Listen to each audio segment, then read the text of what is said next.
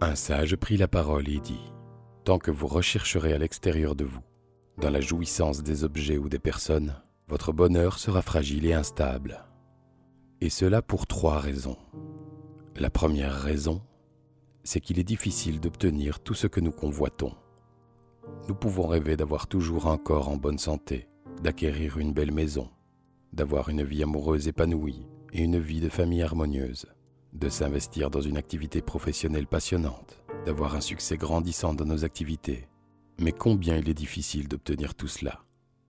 Nous mettons toute notre énergie à obtenir ce que nous désirons, et bien souvent, nous n'y parvenons pas.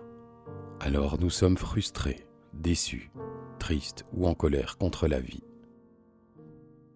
La deuxième raison, c'est que les choses extérieures auxquelles nous aspirons sont soumises à une grande loi universelle, celle de l'impermanence. Tout dans le monde est soumis au changement. Rien n'est stable, permanent, définitif. Les choses changent, les personnes changent, tout est en devenir. Nous cultivons notre corps et nous sommes en bonne santé, mais il peut tomber malade ou avoir un accident.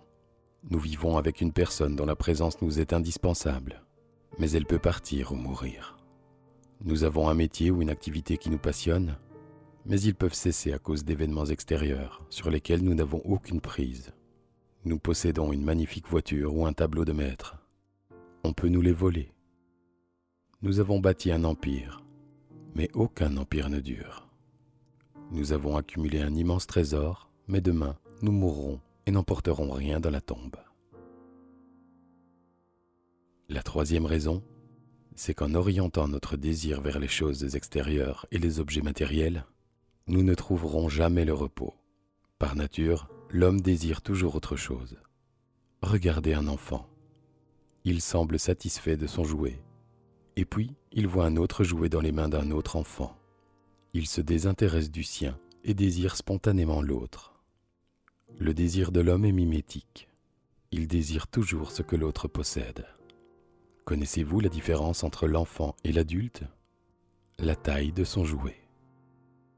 Dans l'ordre de l'avoir, le désir est sans limite. Pour être heureux, l'homme doit quitter la logique de l'avoir pour passer à celle de l'être. Son bonheur ne tiendra plus à la possession des objets extérieurs, mais à une quantité d'être. Et tout le sens de la vie, c'est justement d'apprendre à être bien, au-delà de ce que l'on possède, des objets ou des personnes qui nous donnent du plaisir, des événements qui surviennent. C'est de découvrir que le bonheur et le malheur sont à l'intérieur de nous, et non dans les choses ou les événements extérieurs.